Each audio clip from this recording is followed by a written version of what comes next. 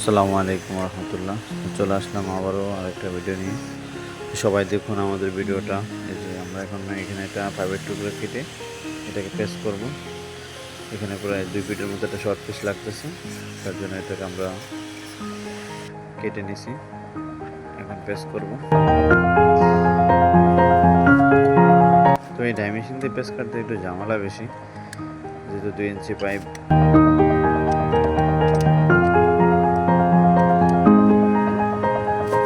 এই পেস্টটা ভালো মতো হয় না, আমরা আবারও পেস্ট কাটবো।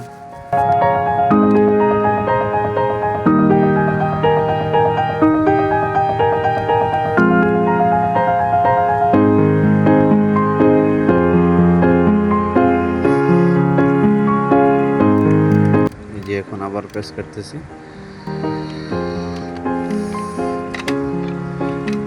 আলহামদুলিল্লাহ এবার সুন্দর করে পেস্টটা কাটছি, অনেক সুন্দর হয়েছে।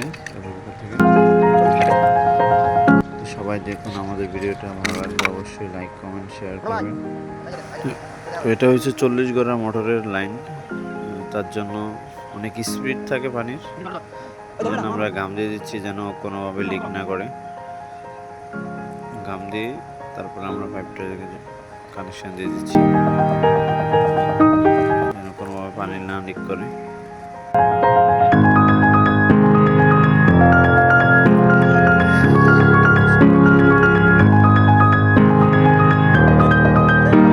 আলহামদুলিল্লাহ আজকে পর্যন্ত, আবার দেখা হবে।